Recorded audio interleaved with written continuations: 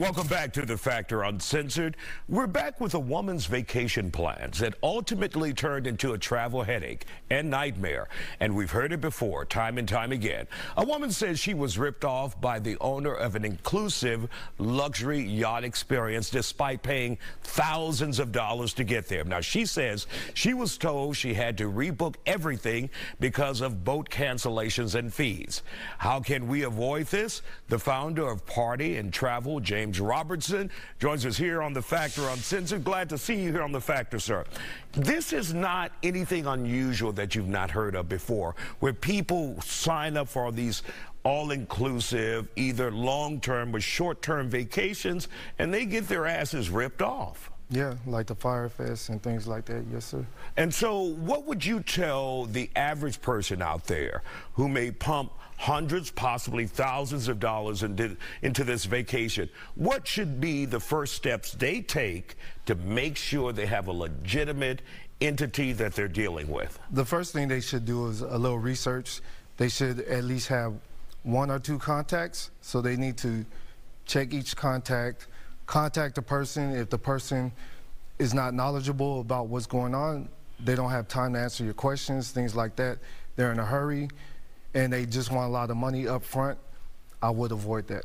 So don't just go by the name of the company. Figure out who the individuals are, the names of faces behind the company. Google them and try to talk to them about what you're investing in that vacation. Right, and also see what else they have done before and what the results. And there's a lot of places where you could go and you can find out how their previous vacations and other things that they had going on, and you could look at their star and their ratings. So pay attention to that. Email them, give them calls. If they don't have time for that, I would avoid that, especially if you're paying a lot of money. And of course, give them ample time, though. Don't do it like the day before the vacation. And I got 10,000 questions a day before the vacation. Do your research beforehand. And also, be wary of how much you put down the deposit that is not refundable. Because they could take the deposit and they can run with it. But again, a deposit is a good thing. It makes sure that you're ready to go on a vacation and that you have something committed. So, but just be aware of the deposit. And how often do you see this type of thing happening to people around the country, and not just here in Houston, but around the country? So I would say it's not a very often thing, but it happens because people like to do their research. A lot of times people want to go on these events to have lavish parties and have a lot of fun, and they think that the price is within a certain parameter, but they don't do their research. So that's the main thing. Do your research. Make sure you're comfortable. Find other contacts. Ask other people about the events that these particular people have put on.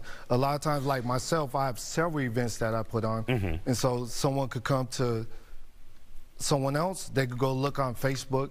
Social media is a big avenue to vet some of these projects that are going on, so I would use social media a lot as well. All right, James Robinson, thank you for joining us here on The Factor Uncensored and for that valuable information.